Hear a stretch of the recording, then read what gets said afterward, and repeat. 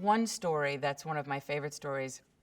We had a theater, it was still a theater in Rockford, Illinois, called the Coronado.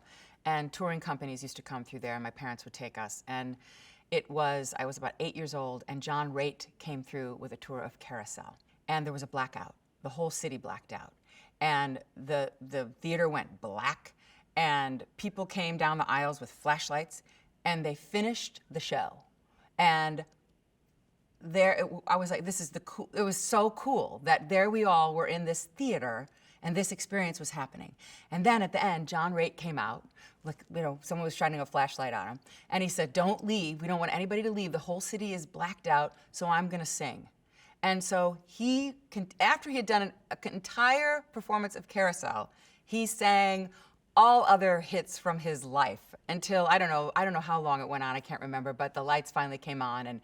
But the thing that was amazing about that moment was live theater.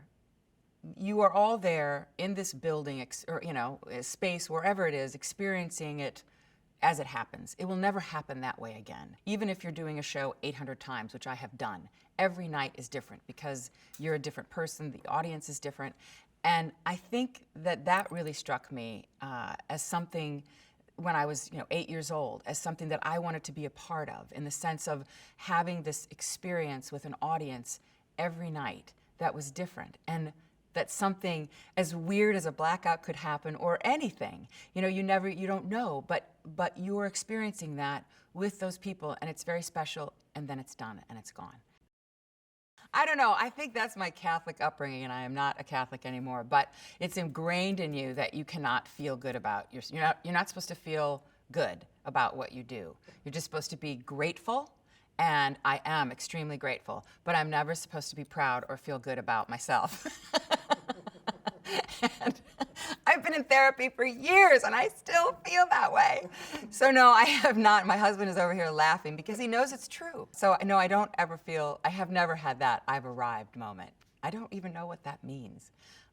So I feel very grateful and lucky that I have been able to make a living in this business. And I think that's the greatest gift. And to have, my amazing husband as my life partner.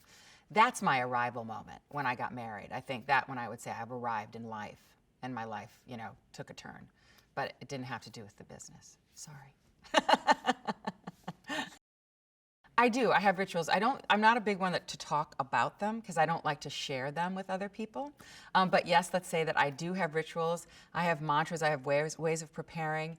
Each person that I play is different, obviously. So I'll have different things that I might read or journal about, think about with their lives, because I'm very big on building up my characters' lives and really knowing, trying to find out every aspect of them for myself. So I make them very full, real people. Yes, I do have rituals. And even when I'm doing concerts, rituals, because when you're doing a concert, you don't have a character, but every song is its own sort of character. And so, thinking about that and how the arc of that is going to work, and that sort of thing. Yes, I do, but I won't tell you exactly what they are.